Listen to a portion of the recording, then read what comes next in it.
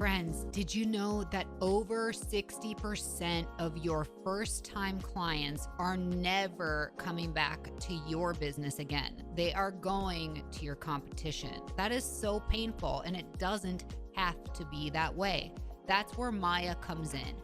Maya is the ultimate marketing software for the beauty and wellness industry. We have a proprietary funnel utilizing special algorithms to help connect the right consumers with the right providers at your business. So what does this mean? This means Maya helps you get higher spending clients you love to work with who stay the long haul. If you want to increase your revenue, increase your client count, increase your average ticket, and increase your new client retention, then you need Maya. Go to the link in our show notes to get your demo of Maya set up. Or go to joinmaya, that's MYA.com, joinmaya.com, and see why over 500,000 consumers have trusted Maya and the businesses that we work with to find their perfect beauty and wellness pro. We have your back, we always will, and we promise you will love Maya.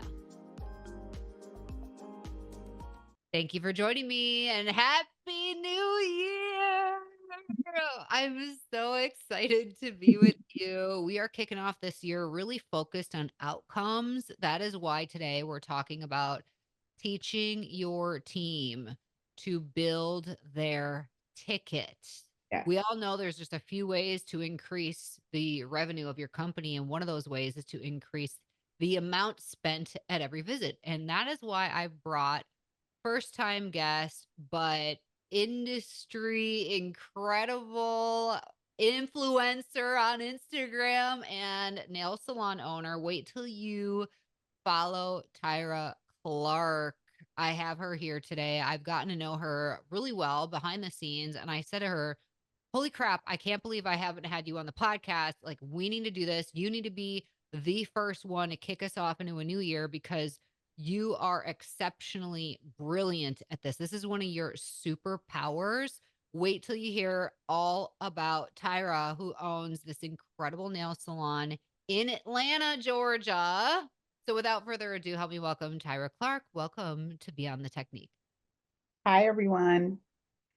All right. So, do you want me to give a little bit about Oh, myself girl, again? like we need to start at the beginning. Like, okay, so Okay. for everybody listening, two things. One, watch today's episode on YouTube. I have the link in our show notes. You can see the faces behind the names, but also go right now and follow Tahra on Instagram.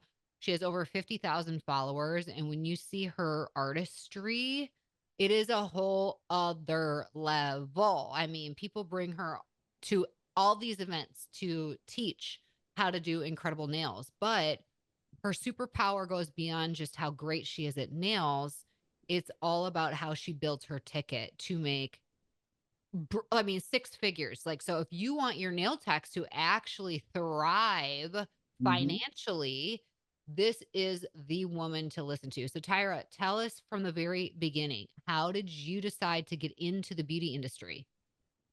So I am a passion nail artist, which means that this is something that's just in me. I didn't really have anything that told me I would do this. I actually went to college. I have a degree in international relations and political science. And if you told me 11 years ago I'd be a nail technician, I'd probably want to fight you because I had no plans to do that. I thought I'd have a 9 to 5 and weekends off and all the things that came with the corporate America lifestyle. However, nails was something that I did from a kid, just from a passion standpoint. And I didn't start doing nails. I actually started doing feet and pedicures, and I loved it.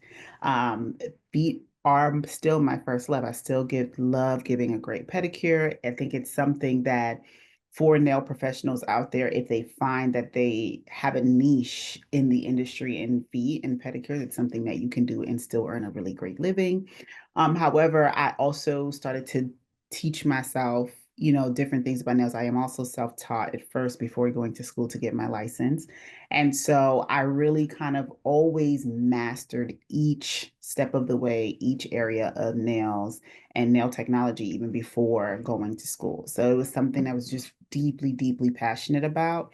And it kind of just flowed through me. And even to this day, my passion for what I do shows in everyone that I service. It really does. What made you go from being kind of a technician to starting your first salon? And what was that journey like? That journey was interesting. I hope it's okay to talk about God in here because I do feel like God kind of set the path for me. I had an interesting path again, trying to follow my degree. I wanted to get a job, and that didn't work out. So I moved to Atlanta initially to try to get a job. I had applied for maybe 300 jobs across the United States and abroad, and I could not find a job. And at the time, that was like coming out of that second Obama term and the recession and all the things. And so, at that time, it was all about who you knew to get a job. And so I was like, I'm going to push myself. I'm going to try to go to a different state and try to find something to do. And so, I again still never thought that nails would be my lifestyle, never thought it would be my career, pushing myself to try to get a job. And the last job I applied for, it was a perfect job for me. Like, I mean, perfect. I think international relations was in the title. I was like, oh my gosh, this is for me. And I'll never forget, I applied. I was so excited. And at the time, my mom was in school. So I left the laptop and all I had was an iPad. And back then, the iPads didn't have the capabilities that they had now. Long story less long. The lady denied me and I wrote her back and I was like, I need to know why. This job was meant for me. It was perfect. And she says, well, other people were able to submit a cover letter, even though they didn't want one, and it gave them the chance to get to know them better. And that was the first job I ever applied for that I didn't do a cover letter for because I just knew I had the job in the bag. And that then pushed me to just focus on my nail career. I felt at that point that God said, I'm trying to tell you, this is not what I want for you. I want you to take this path.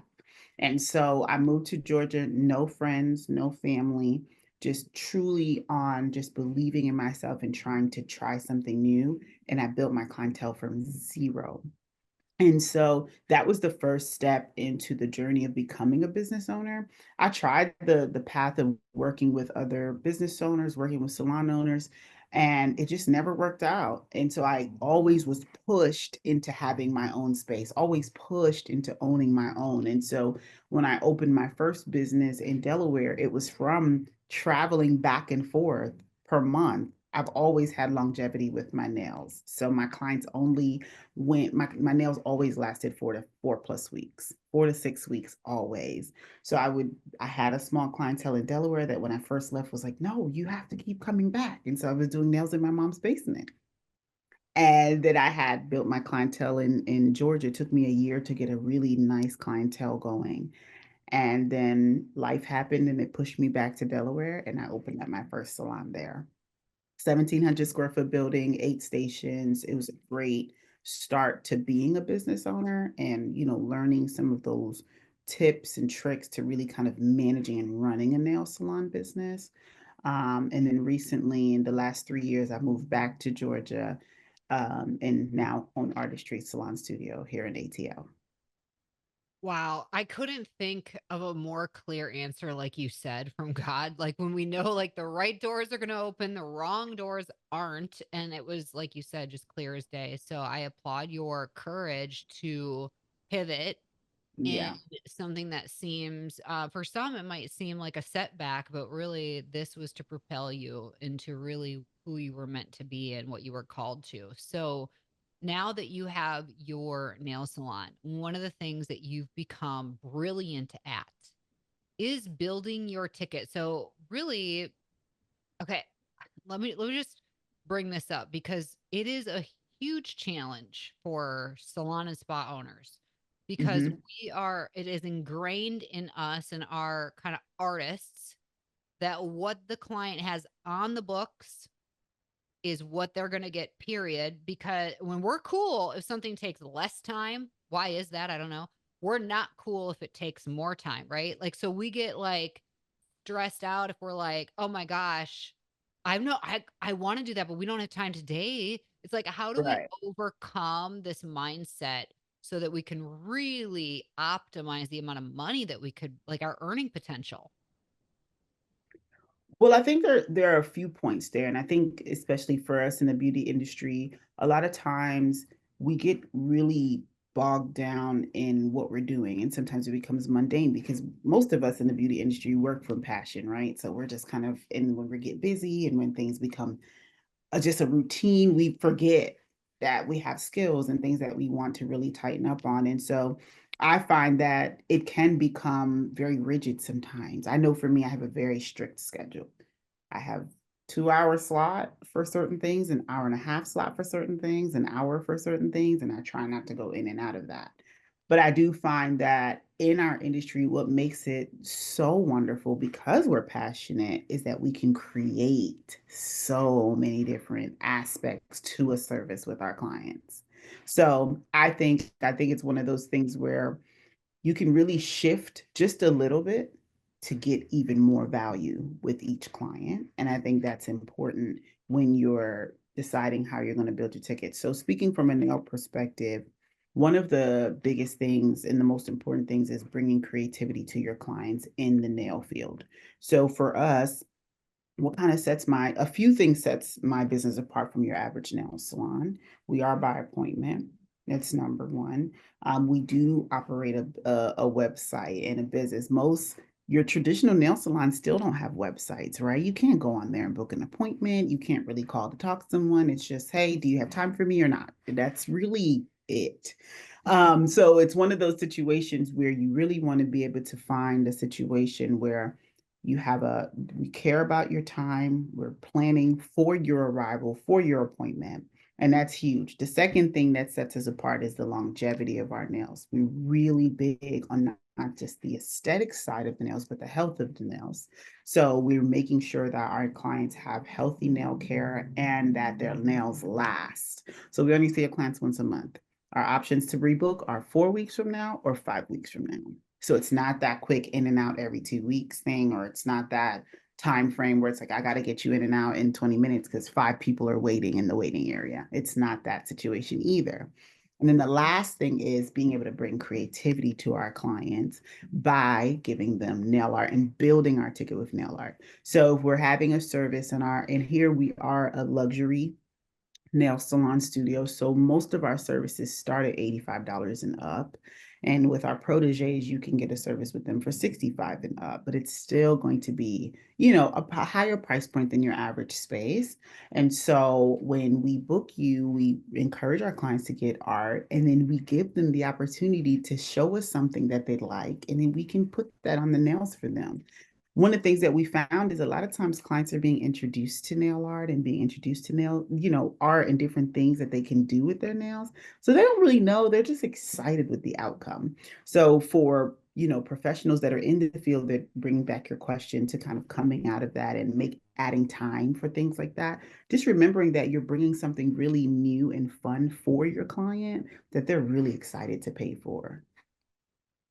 Yeah, I think it's brilliant. And I like how you brought up that being creative can add more value, but it doesn't have to take necessarily more time. Yeah. And then this is so why like you're perfect for this platform to because everybody listening is going to have a business model like yours, but not every nail salon, like nails specifically, you don't think about how to build onto the ticket necessarily because you can't double book like you can with hair. So you have No. to get it in that time frame. So imagine that guest is coming in and they're receiving and you're going to correct me, so that's fine. But like a full set of gel nails? Like, how do you build a ticket based on that kind of a basic service? So one of the first things is making sure, and you brought up a great point. Let's just go back to that in the nail field is a lot different from actually every other area of practice in the beauty industry, right? So nails is different from massages, it's different from everything. And we are still, if you look at the numbers, and it is difficult because there still aren't a lot of numbers to really talk about the business of nails because it's still huge for the Asian community. So having businesses like ours, that's like, again, websites, Google reviews, like we care about all those things. It's still hard to find numbers surrounding that. So we have to do a lot of the research on our own. And so one of the biggest things with us is that we can't double book. When we're with our client, that's our client's time. And so if someone comes in for a full set, you should already be able to identify how much time a full set should take you and what you can do. A thing that I like to teach a lot of nail professionals is creating tiers of nail art. So you have simple nail art, something that you can do really quickly that can still add what I call the razzle dazzle to your clients.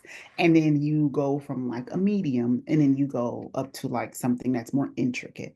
So even for me, I when I teach my service providers in the salon, I'm like, you don't have to come up with anything crazy or intricate. And even for nail spa owners and salon owners, there are small things that you can offer to the clients that builds the ticket, but doesn't take a lot of time. So for example, if someone comes in, they're like, oh, I want a full set of acrylics or a gel X set, because I know that's something that you guys offer. Something that's really, really cool that you can do that's a perfect add-on is adding gold foil. Now, if you add gold foil to the tips of all the nails, now you've taken a service that, and Gel-X is a more expensive service because the product is expensive. So if you're not charging anywhere from 75 and up for Gel-X set, you're losing because you're already spending much with the products because you have to buy the tips, you have to buy the gel, and all the different things. So that's why a Gel-X set is more money. But now instead, you're saying, okay, we've gotten $85 for the set. How can we add an extra 25? Well, you're going to tell your clients, hey, it's the holidays, or I want us to try something different. We're going to give them a beautiful color and then we're going to add gold foil. Adding gold foil is going to take you less than 5 minutes. You're putting on, you're pressing it down, you're going to add a base coat, top coat it, and they're gone. Now they've come in, they've gotten some different something exciting, and you've just added from you went from 85 to $105 for the service. So now you've built that ticket and it didn't take you much time. So that's something that I try to encourage my professionals and even people that train with me is how to kind of come up with what are some nail art ideas that you can do. Another one that I like to teach is basic line art, some simple abstract lines, and you can build onto your nail art. So, for example, as I just stated, we can do foil. Foil is step one. You could leave it like that, but then now you can add some abstract lines to it, one or two. Okay, you could leave it like that, but now that builds your pricing. You went from 25 to now 35. Now you want to add a little extra. Now you can put a few different stones or beads on there. Now it went up from 35 to 45, and you can go on and on from there. So you can even build your nail art up. You can start from low and you can keep adding. So that's something that I try to teach people a lot is that nail art is subjective and it's fun, but you can make it what you need to make it and you can really be creative. I think that's one of the beautiful things about being a nail artist and a nail technician is we really get to create. I think with hair, you can create too, but people are like everyday lifestyle. Like I just need some color, I need my cut, I need a trim, and I'm out the door. Whereas with nails, we're seeing you once a month. We're able to take that off. It's not with you forever. It's growing out. We're going to take it off and we're going to do something else. And I think it gives us the opportunity for even people to kind of find the things that they love. I have some clients that really love jewels on their nails now. I have some people that are really into nail art. They want the faces. They want, they bring in pieces from shower curtains and jeans and art on the wall. I had a client went to a restaurant and snapped a picture from art on the wall and brought it in. So you have clients that have so many different things and they're being introduced to that because the things that I can pull from something is not something that they would see and be like, oh, I wouldn't even thought to pull that from there. So it's really just important and impactful to find your niche in your creative space where you can do, different things and bring that value to your clients. Okay, there's so many things here, but I know one of the things you're passionate about is coming to salons to help them learn how Yeah. to build their ticket and through nail art. So tell us a bit about why that is such a passionate area for you as well. So going back to what I mentioned earlier, I think one of the biggest things to recognize is that being a nail artist and creating an amazing life from being a nail artist is still a new thing, right? It's still a thing that's growing. Many people are like, are you going to do nails for a living? Is that really something that you can live off of? And it's like, yeah. And I can speak for myself. I'm now 34 years old. I not only own a home, but I own the building that my salon is in. And I've gotten all of those accolades and accomplishments from just doing nails and from being a nail artist and being able to build my ticket there, because one of the biggest things is not only be able to provide a great service and a great atmosphere, but being able to build so that you can increase your earning potential and become a six-figure nail professional. And so a lot of times, even when we go to conferences where I met you, the room is filled with amazing hairstylists and hair salon owners and spa owners. But it's very rare to find a nail professional in the field that's actually thriving and can say that they're making a living and actually having a great life being a nail professional. And we, again, doing nails is a passion space. We're hunched over, it's meticulous, it's small work. And so, it's so important for me to go out and show others what can be done. I think one of the beautiful things about us in the beauty industry, we're visual learners and we're hands-on learners. So we got to be able to see it and touch it to believe it. And so I am the walking image of that. I can literally show you what I've done. I can teach you what I've done, and you can take it home and you can do it for yourself. And I can work with people on every level, whether you're in a beginning stage. I'm not going to tell a beginner, yeah, you should be charging $150 minimum, because that wouldn't be fair. However, I do think that even in the beginning stage, you can still start out and make a great living and find your niche in the industry so that you can become a master at your craft and just truly be able to give your clients the absolute best service. It is really so important for nail techs to in this space to recognize that the loyalty that comes with clients, right? Because like you Mhm. have your people that only want you. And I know you talked about nail salons that are not like yours. Yeah. Already listening, we're going to have business models very similar to you, where Mhm. it is about the relationship that we're building. And I'm not just serving you today, I'm your person for as long as you're in this city. Absolutely. So that is such a powerful asset to your business model. And also just you having the passion for helping grow the tickets for your team members and for spa owners who have a nail division or nail salon owners who want to really Yes. scale. So tell us, what is the potential? Like if I'm just starting out and I'm working to grow my skill set alongside of growing my earning potential, what does that kind of timeline typically look like? Because one of my I'll just say complaints, and this is different in every single state, but I Hmm. wish that we could do an apprenticeship, because you can do an apprenticeship for hair, but for nails you can't. You have to go to school, and it's only 3 months. Yeah. But it's like, man, I want to eliminate those barriers, because I think Yeah. there's a lot, just like you said, how you kind of self-taught Yeah. and then you got into do. So, I know I brought up like three different topics just now, but tell us just like basically what do you do to help build up new talent, and how quickly can they really kind of get their kind of footing to where they can rely on a steady income? Okay. So one of my staff members has been with me now for 4 months. And in the 4 months, she's went from zero clients to now almost being fully booked. And so I will say that my initial training is kind of like a boot camp. Anyone who sits with me says it's like it's a little bit of a tough boot camp, but I think that it takes some time to really figure out and honing on your skill set. I will say I think one of the things with nails that happens with a lot of us is that we kind of can get stuck in a rut, and you have to kind of figure out and I've been using this word throughout this whole interview because again, if you're not operating from a place of passion, it's really difficult to want to learn and grow in this field because it does start small. And if you come in expecting like big money initially, you can really become discouraged very easily because it just won't happen that way.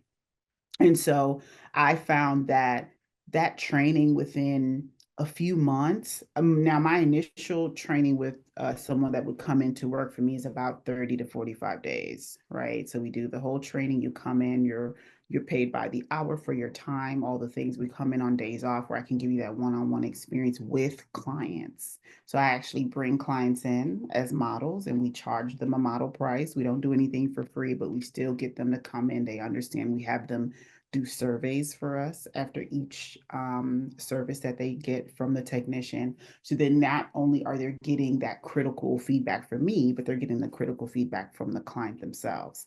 And so for me, I would say that even though I am not necessarily excited about the idea of apprenticing someone, I would actually prefer them to go to school because it at least gives them some of those basic training aspects. But I do find that once coming in with someone like me, my standards are much higher. So of course my training is much harder. But I think it's important for someone who's passionate about it. I've had a few nail pros come in and out, and one of the best things that has happened, I think, for the individuals is that they've been able to find out, oh, maybe I like nails, but I don't love nails. And you really do have to love it in order to thrive in it, because then there's going to be things that happen where you're like, okay, I want to do this better. I want to learn how to shape better. I want to make sure that the cuticle work is where I want it to be. I want to make sure that when my client leaves their nail, the longevity is there and the quality is there. And a lot of times you'll find that there are some people who's like, well, I don't really care about that part. I just want to get the money and for them to go. So it really depends on the individual. For a salon owner, I would say if you're bringing in nail professionals and you're really trying to figure out, can there be a profit from having nail professionals that are going to thrive in my space? I would say they would need approximately 6 months plus to really get to where they need to go. But it really does depend on the individual and how passionate they are about it. I think for me, from the training that I've done, even outside, just people, because I have people come to me to do individual one-on-one training for a day. And I find that there are some that take that information, they go back home and they're like, okay, I'm ready. And one of the tools that I give them as they leave is, okay, I need you to go home and I want you to do, I need you to put out a post that says, hey, I just did some training and I'd like to practice what I just learned on 5 people.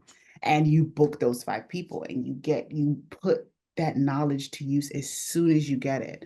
Because just because you took a training with me doesn't mean you got it. You got to reapply the lessons and you have to reapply what you've learned and what you've just invested in. Because any training with anyone is an investment. If you're training with the hair roll, when you guys bring in an instructor, it's an investment for them to learn and do better. But just watching someone cut something one time doesn't mean you're going to get it. You're going to have to go back and figure it out and try it on different hair and different textures. And it's the same thing with nails. You have to be in a position where you know that you want to practice, you want to put the passion behind what you just learned and really hone in on getting your skill set where you want it to be.